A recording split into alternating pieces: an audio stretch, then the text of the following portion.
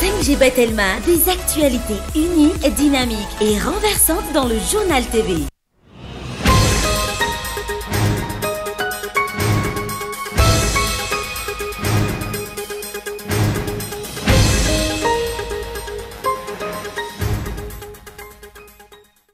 Noraisiny zandary tanana ny fitsaboana ireo vehivavy roa tafavoaka velona tamin'ny lozan-dranomasina niseho tany Ankazomborona Ambilobe. Mitohy kosa ny fikarohana ireo tompon'antoka tamin'ny fikarakarana, ny fitondrana sy ny fitaterana olona hivoaka ny tsokosoko any Mayotte izay namoizana ain'olona maro farany teo. Maro ny teboka tsy mbola ahafahana mifeny endrika tsy fanarahan-dalàna amin'ny fitanterana an-dranomasina, indrindra ny fiondranana an-tsokosoko mihazo ireo nosy manodidina, hoy ny Tale Jeneraly ny APMF androany. Isan'ny tokony atao lahara-pahamehana ny fanomezam-baovao amin'ireo sampandrara isa tokony, ahafahana misoroka mialoha ny trafika tsy ara-dalàna, miafara amin'ny famoizana aina. Fotoana ihany koa izao hijerena ny olana fototra mitarika ny fiondranana an-tsokosoko izay, indrindra ny lafiny sosialy sy ny fampananana asa eto amin'ny firenena. Maro ny resaka amin'ny fanatanterana ny fanavoazana tanteraka ny lisam-pifidianana hoy ny sehatra mpanaramaso ny fifidianana safidy nandritra ny fitsarihana nataon'izy ireo. Isan'izany ny tsy fahampian'ny fitaovana entina manao ny fanisana ireo mpifidy ary ny tsy fahampian'ny fampahafantarana sy fanentanana ara-pifidianana eny anivon'ny fokontany. Hatramin'ny 5,5 isanjato ny fokontany ihany koa ankilany no tsy nanaraka ny voalazan'ny lalàna tao anatin'izay.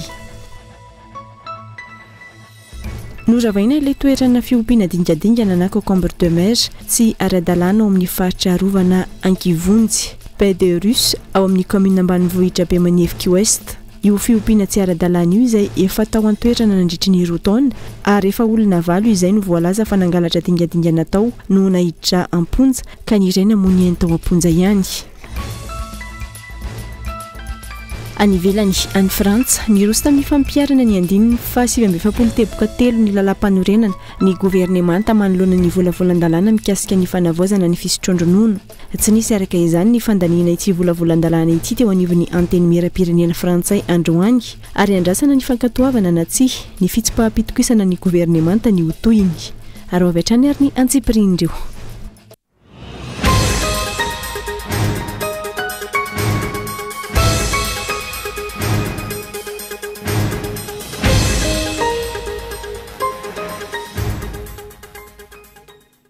Ankafaliana indray tomoko lasy tomoko vavy no hitsidianany tokantrano amin'ity alakamisy ity tonga soeto amin'ny fampahalam-baovao ary ampanajana tanteraka no anasananao anaraka izany hatramin'ny farany. Anomboantsika ny fotoana avy hatrany ny mahakasika ilay samborendrika tany Ambilobe dia noraisiny zandary an-tanana ny fitsaboana ireo vehivavy roa tafavoaka velona tamin'ny loza an-dranomasina niseho tao Ankazomborona Ambilobe.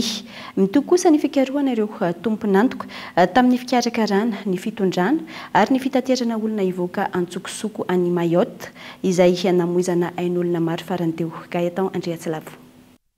Raha nandeha taxi brosy avy any Ambilobe ny alatsinainy 12 Martsa lasa teo, voasakana tao Andilambe, lalam-pirenena fahenina, sampanana iazo ny Befandriana Avaratra ireo vehivavy roa,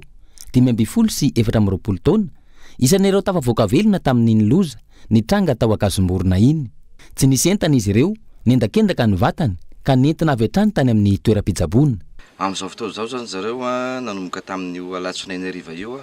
dia mandalo fitsaboana ao amin'ny hôpitaly be eto Antsohihy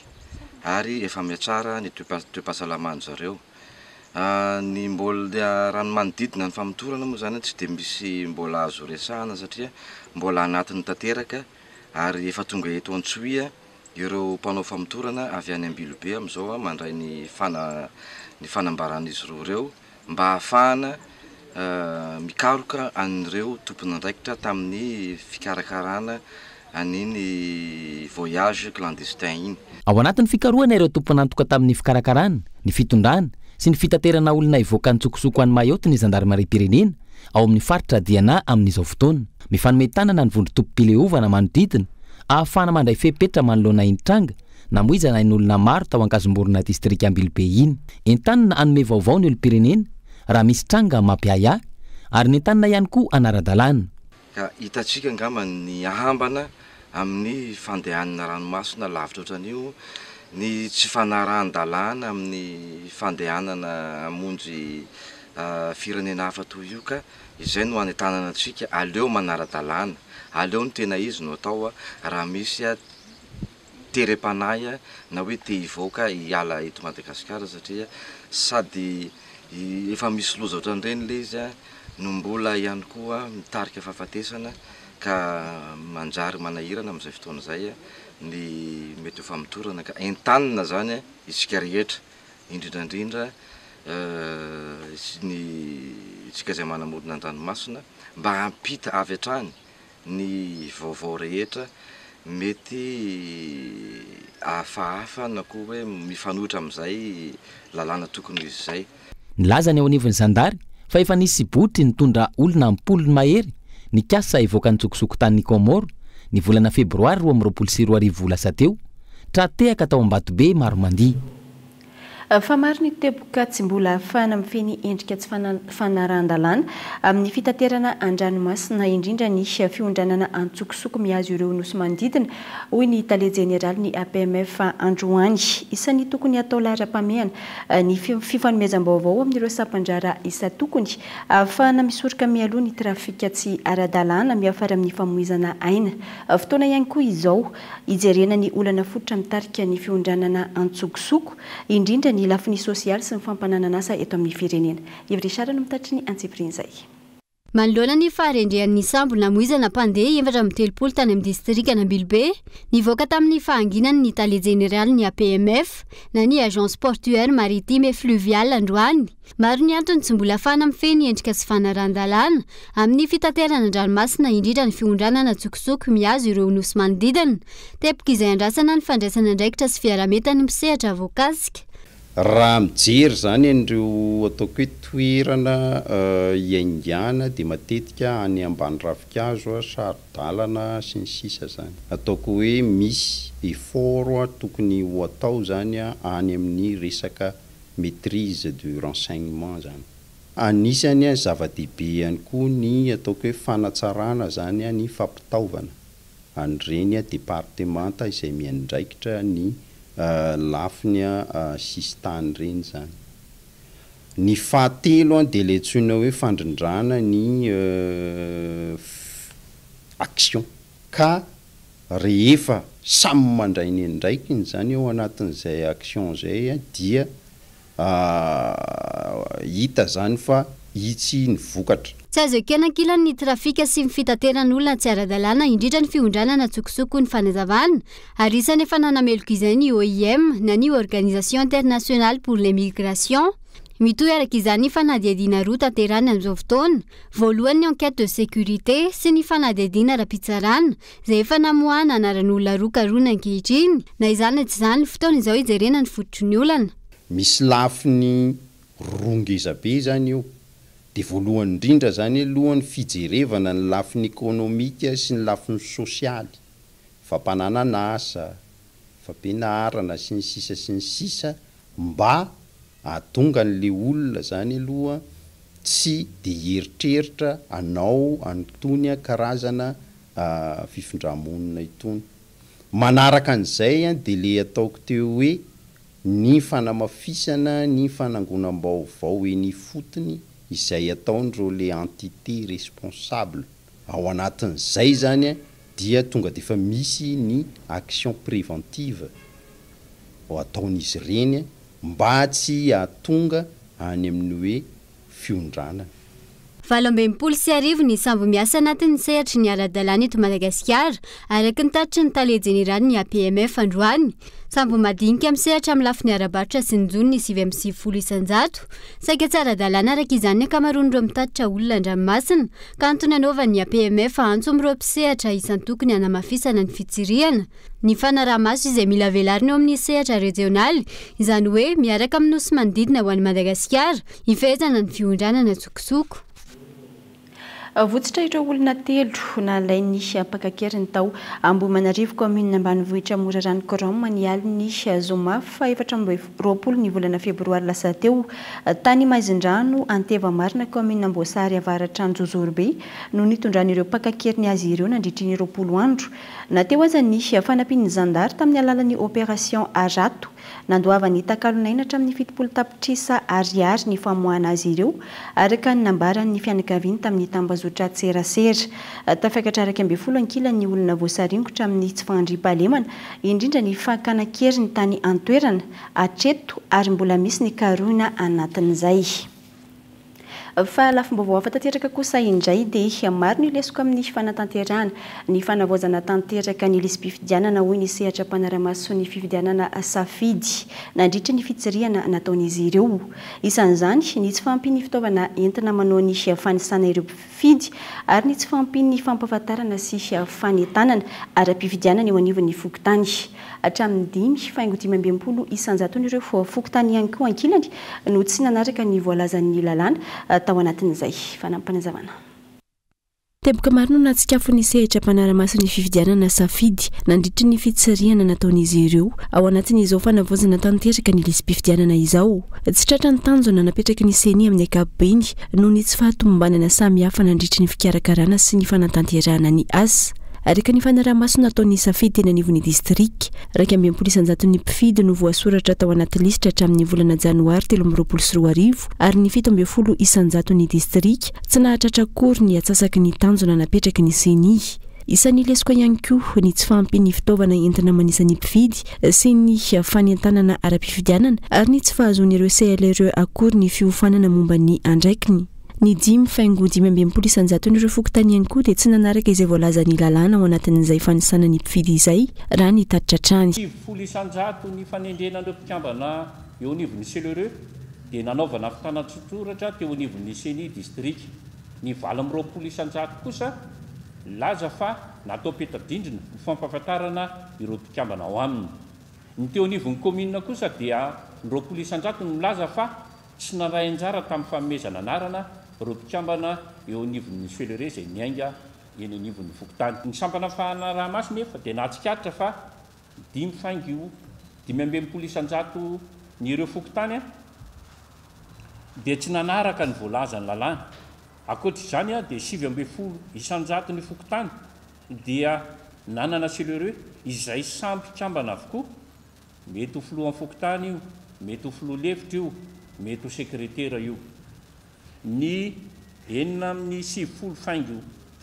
isanjato ny mpikambana ao amin'ny CLRE no milaza fa nahazo fiofanana momba ny andraikitra mahakasika ny fanavaozana tanteraka ny listy mpifidy anisan'ireo lesoka hita ny CLRE izay ny hita ireo CLRE zany dia ny tsy farisian'ny olom-pirenena amin'ny fisoratana anarana ao anatin'ny listy mpifidy ny tsy fampiny ireo fitaovana entina manisa an'ireo mpifidy ary ny tsy fampiny ny fampahafantarana sy ny fanentanana ara-pifidianana ho an'ny fanavaozana tanteraka ny listy mpifidy teo anivon'ny fokotany isan'ny antonina maro ny tsy fahatombanana sy ny tsy fahatrarana ny tanjona ihany koa ny fanaovany isany ambanin-javatra ireo mpanisa mpifidy tahaka ny tsy fampiny ny fiofanana sy ny tsy fanomezana tagnintsoroka ho azy ireo raha ny fanazavana anisan'ny antony nanahirana ny mpanisa mpifidy dia ny tsy fahavezan'izy ireo tanteraka ny toerana ny asany miampy ny tsy fahazotoan'ny komity mpanisa mpifidy ilay CLRE teo zany hiara-iasa tamin'izy ireo antony hafa ihany koa dia tsy fahampin'ny tambiny na solopaladi ny tsy fahatratrarana ao an-trano le olona mandritry ny fivezivezena matetika nataon'ireo mpanisa mpifidy ka lasa nanatsatotra kokoa ny asa noho izany 20 isanjato ny mpanisa mpifidy no nanamarina fa tsy nahazo tantsoroka avy amin'ny ratra mangaiky an'seny eo anivon'ny distrika ary raha nahazo aza ny sasany dia tena tsy ampy mahakasika ny antotan-kevitra voakirakira eo anivon'ny seny ao anatin'ity fanavaozana tanteraka ny lesy-pifidianana ity hatrany andefa teknisianina noho ny fitsirihana izany manokana ny safidy ka isanotsirihana ao anatin'izany ireo mpifidy voarakitra anatin'ny lisitra nandritry ny hetsika fitsarana amin'ny teti vohitra dia andefa teknisianina zay mana ny fahaiza-manao ahafahana manara-maso an'ireo atotakevitra voarakotra ao anatin'ilay angomaovaona ny base de données momba nyty fanaovana tanteraka ny lisy mpifidianany ity. Isany homarianay manokanao zany ny fahamoahana amin'ny fomba mangarahara an'ireo mpifidy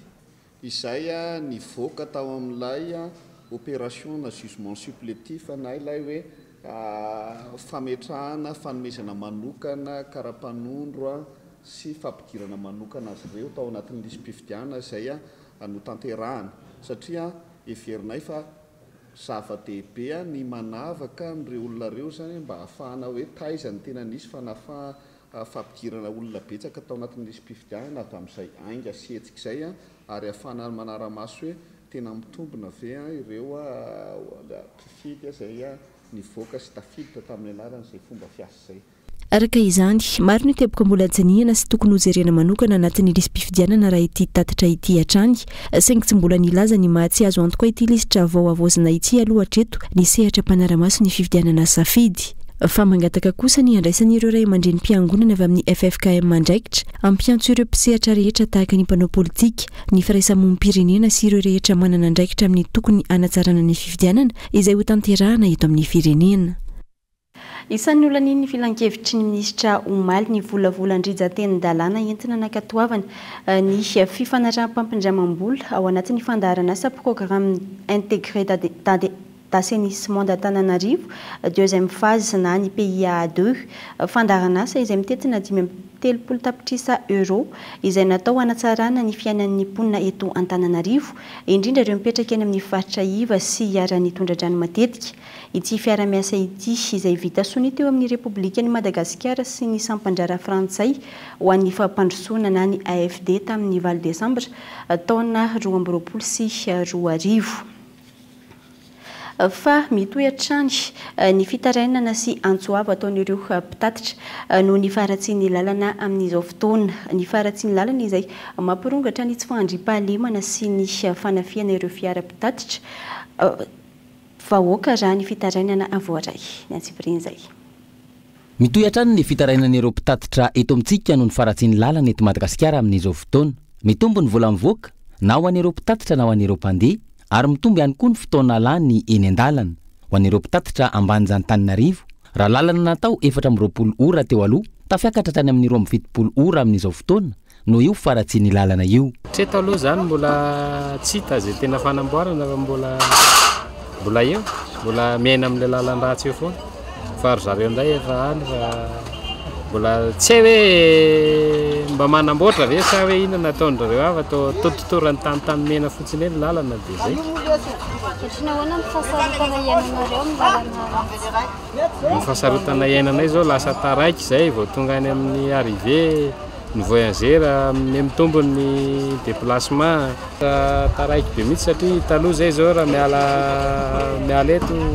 ohatrany miany dia lasa 3 andro zay vao tonga any amin'izay alehana nefa taloha miala eto dia 24 heures fotsiny dia tonga. No io faratsian'ny lalana io mirongatra ihany koa ny tsy fandriam-pahalemana eny amin'ny lalana. Misy isan'andro ireo mpitatitra mitaraina. Fandriam-pahalemana ny tena loza iny ny tena mamelana an'ilay faritra be fotaka. Lalana ratsy mihitsy ny mahatonga an'ilay mpanafika satria ianao tsy afaka mandeha tsinona fa dia miandry ny sitrapon'ny lalana eo dia rarotiny zareo amin'iny misokatra ny sotony eny ambony ny tapahana aminantsy ny tady. Misy foana mihitsy fa tsy hoe anona misy foana fa zany hoe tsy isy mpanao vaovao moa dia tsy arak'ilay zareo aty ilay izy fa isan'andro misy foana mitaraina isan'andro. Ny fiarovana atao moa dia tsisy fa mila mitandrina sy mila maily fotsiny eo zany satria tsisy nazo atao ohatra ilay lalana miakina an'ilay fitondram-panjakana ihany miakina ny lalana zany efa tsara lalana dia voavaza olan'izay. Nampahafantarina tao anatin'ny filan-kevitry ny minisitra Omaly fa irosoana ny fanaovana ny asa maika ho an'ny lalana eto Antananarivo renivohitra sy ny renivohim-paritany sy ny renivohim-paritra tahaka ny Mahajanga, Toamasina, Fianaratsoa, Antsirabe, Ambositra, Ambatondrazaka, Fianorivo Atsinanana, Maintirano, Antsohi, Mananjary, Manakara, Morondava ary Ambovombe. Eo ihany koa ny asa fanarenana ireo fotodrafitrasa vaventy eny amin'ny lalam-pirenena izay simba ny rivo-doza amin'ny alalan'ny tahirim-bola ny lalana na ny fond routier sy ny teti-bola manokany ny ministera voakasika atao lara-pahamehana ary tsy maintsy ho tanterana aingana ihany koa ny fanamboarana ireo tena simba na point noir rehetra amin'ny RN2, RN4, RN6 sy ny RN7. Midika izany fa tsy mbola isy sy fanamboarana ankapobeny fa ireo point noir no hovonjenina mialoha. Midika ihany koa fa izao vao tapa-kevitra ny amoaka ny volan'ny fond routier ny mpitondra fanjakana. Andrasana araka izany ny fanatanterahana ireo baiko no meny filoha ireo amin'ny tompona andraikitra ka tsy hisy intsony ny asa tsy ho vita noho ny volan'ny fond routier tsy mivoaka. Antenana ihany koa fa ho voavahan'ny olan'ireo orinasa mpanao lalana izay mbola tsy nahazo ny volany noho ny fiandrasana ny fivoahan'io fond routier io. Dia indray no manakatona ny tapany voalohany fampahalalam-baovao tamin'ity alina ity aorian'ny doka fohy isika miditra ao anatin'ny tapany faharoa rehefa avy eo ary.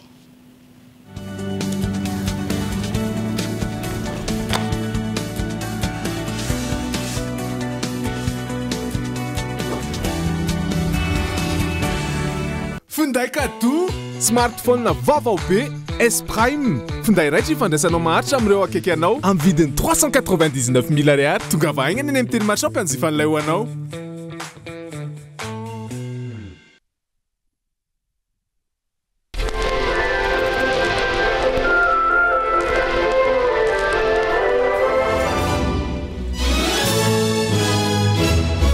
Bébé mba tantarao le biscuit Gouty. Nisy rivotra fofofo be ny teny tsara feno varim-bazaha nanebina daholo ny voanina voaloboka sy ny voanjo ary ny fangaro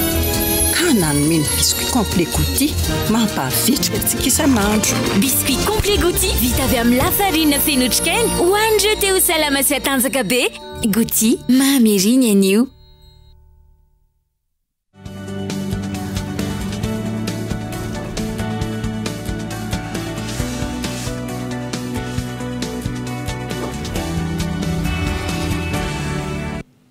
Mbola isorana ianao manaraka anay ato anatin'ny tapany faharoa ny fampahalalam-baovao indray amin'ity alina ity mamerina ny araba ary asaina hatrany ianao anaraka izany hatramin'ny farany. Tsy arotsaky ny avy eo anivo ny ministera ny toe-karena sy ny fitantanam-bola ny anjara vola tokony hositrahan'ny commune maro avy amin'ireo efitra samihafa amin'izao fotoana. Nanomboka ny volana novambra taona 2024 no efa tsy nisy intsony ny virement izay ho an'ny commune Imeritsiatosika hoy ny ben'ny tanàna ka mikatso ny asa fampandrosoana sy fampandehana anjara eny an-toerana. Ivrisara.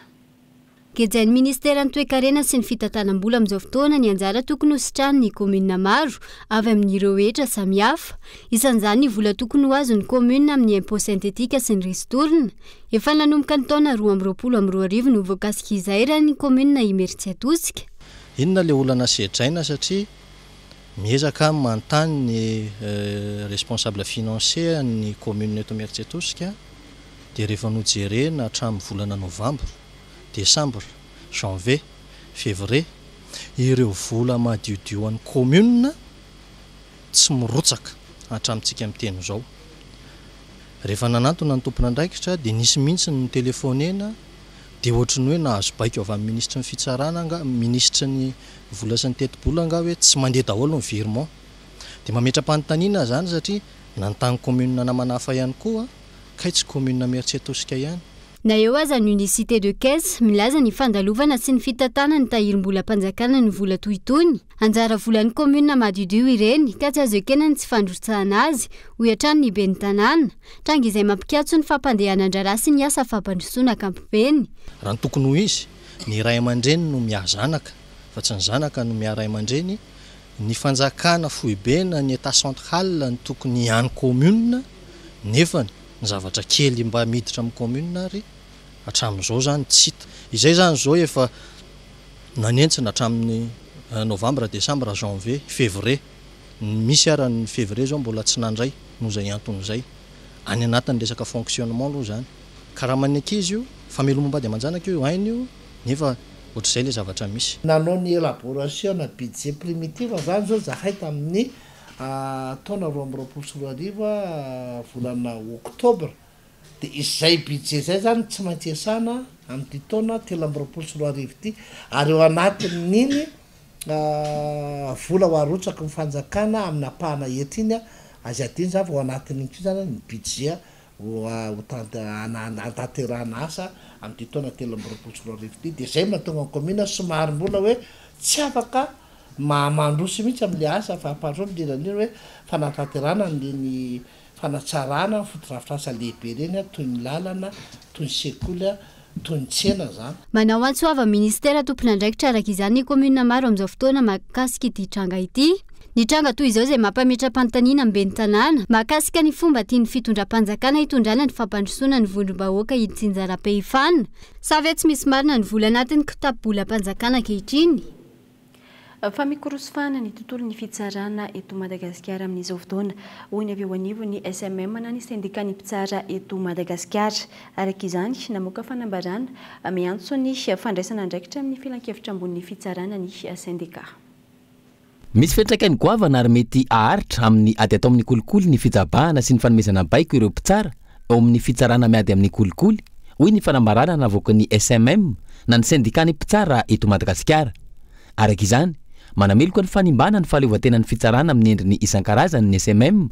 ary mitaky ny ampitsarana tsy misy fepetra ny tsindry miatra amin'ireo mpitsara manerana ny nosy mikasika ny atao tantara-tasinady andalam-pitsarana mangataka ny filan-kevitra ambony ny fitsarana ihany koa ny SMM izay ny filohan'ny Repoblikan'i Madagasikara no filohany andray ireo andraikitra nankinina taminy sy hanatanterahany manontolo ny asany amin'ny mahatompona antoka azy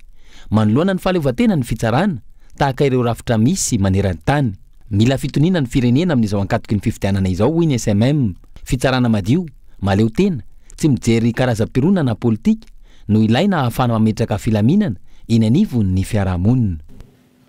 fa tsy manana ny fahaiza-manao sy ny traikefa ara-politika matotra isiteny Randriana Soloniaiko na eo aza ny hetsika ataony entina azona ny fahefana raha ny lahatsoratry ny gazety mpiseho isan-kerinandro Matin Hebdo ity solombavambahoaka ity izay miovaova fiarenana politika ary mialoka tamin'ny antoko politika teo amin'ny fitondrana hatramin'izay. Cité Randriana Soloniaiko, annular à la conquête du pouvoir, une loi TNDP anatin'ny gazety mpiseho isan-kerinandro Madagasikara Matin Hebdo, larina 7 entina isariana ny mpamaky azy eo amin'ny datany 12 hatramin'ny 12 martsa izao, hita ao amin'ny pejy 4 sy 5. Avotrany Matin Hebdo amin'izany ireo lalam-piainana sy ny toerana nisy an'ny Cité Randriana Soloniaiko teo amin'ny sehatra politika. Na tsy mbola nisy aza ny fanambarana ofisialy mikasika ny firotsahany ity solombavambahoaka ity ho amin'ny fifidianana filoham-pirenena. Hita soratra ny tanjony amin'ny fahazonan'ny fahefana amin'ny alalan'ireo hetsika ataony. Nanomboka ny vanim-potoana tetezamita no nisehatra teo amin'ny tontolon'ny ara-politika teto Madagasikara Cité Randriana Soloniaiko. Ny tena n'izay mpikambana teo anivon'ny filan-kevitra ambony tetezamita ny taona 2014. Tsy nisy ny traikefa sy ny foto-kevitra nijoroany izay nampametra-panontaniana ny maro ny antony nanomezana toerana azy nandritra izany raha ny lahatsoratry ny gazety Matin Hebdo hatrany. Ny alokaloka tao aoriana ireo antoko politika eo amin'ny fitondrana ity solombavambahoaka ity tanatin'ny taona maro. Ankoatra izay, maro ireo raharaha samihafa mahavoatonina ny anarany toy ny raharaha fanondrana nantsokosoko vato sarobita tao anatin'ny 3 taona lasa raha ny fanazavana. Ankoatra izay, hita ao amin'ny gazety Madagasikara Matin Hebdo ihany koa ny ampahandahad-soratra mikasika ny fandaharana laliny vokarin'ny sampana fampalalam-baovao ny Kolo TV FM, fanavoazana ny fiara sy fanaka, mahazivahana ny kapitonage, io no arahinao anatin'ny fandaharana ny alahady vavy izao. Fa mbola mafy ny ady amin'ny fisorohana ny fanambadiana sy ny fiterahana loloatra ary ny fandrisihana ny tanora no fianarana hatramin'ny ambaratonga ambony raha ny fanadihadiana natao tamin'ireo vehivavy anatin'ny sehatra tsy miankina eto Madagasikara. Ny antotanisa navoaka ny Banque Mondiale izay manamafy fa azo lazaina ho ambony ny tany Madagasikara raha oharina amin'ireo firenekafa amin'ny fanambadiana loloatra. Daniela Minorso.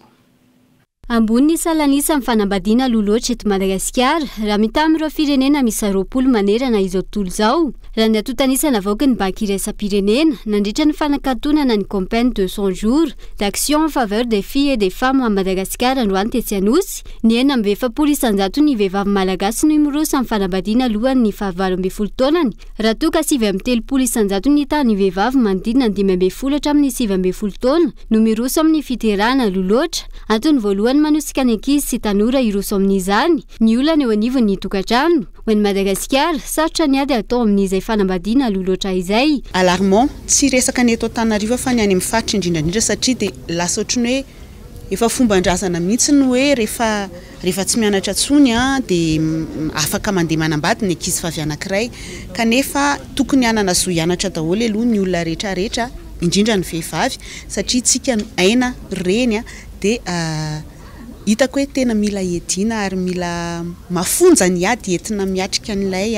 fanambadiana aloha loatra ho any ankizy vavy. Ankilany miena ny tany vehivavy manohy ny fianarana any amin'ny ambaratonga ambony any amin'ny tontolo ambanivohitra ka mijanona eo amin'ny bakaloria avokoa ny ankamaroany. Io fianarana ita sy fijanonana amin'ny kilasy famaranana io izay isan'ny fototra mampahantra ny tontolo ambanivohitra raha ny fanazavana trano. Betsaka ny fiantraikan'izay hoe ny ankizy tsy manohy fianarana ao aorianan'ny baka satria hitantsika ny système éducatif eto amintsika fa enseignement général izay tsy mitondra loatra makany amin'ny formation professionnelle dia miverina eny ambanivohitra ihany eny an-tanimboly ihany zany ny ankizy tsy misy traikefa vaovao entiny fa manohy hatrany ny teknika mpambolena sy teknika mpamokarana nataon'ny ray aman-dreny na zatra izay tsy nana tsara ny farim-piainan'ny ray aman-dreny zany hoe ho anay zany hatreo amin'ny baka ny ankizy vavy raha tsy manohy intsony dia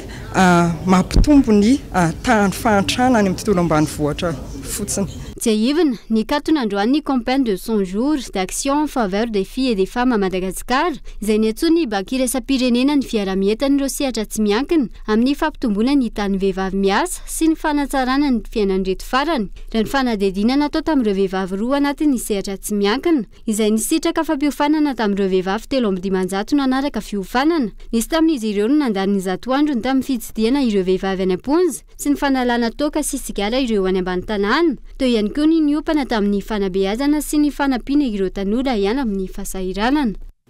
Noravana ilay toerana fiompiana dingadingana na concombre de mer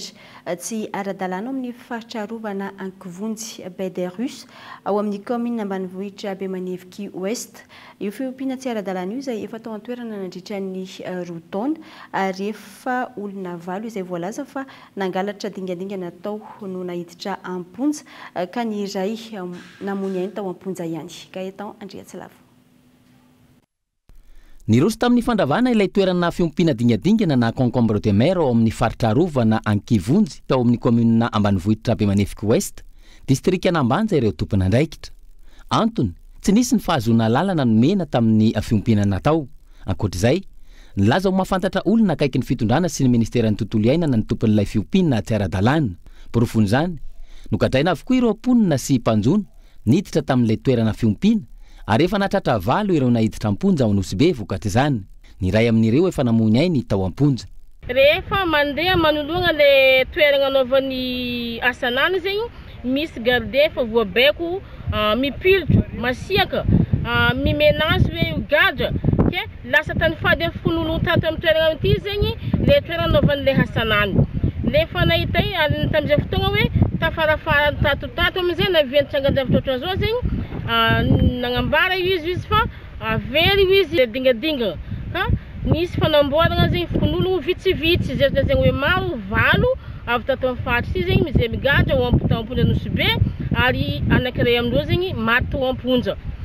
Igny zegny tsy zakanay olombelo tato dia nitsangana nagnantona olo ray aman-drenisany ambaratongany. Rehefa nahazo fankatoavana no ravainy ilay toerana fiompiana concombre de mer tsy ara-dalàna ka naverina tao amin'ny faridranomasy ny faritra Arovana ao Ankivonjy ireo dingadingana miisy saraka 120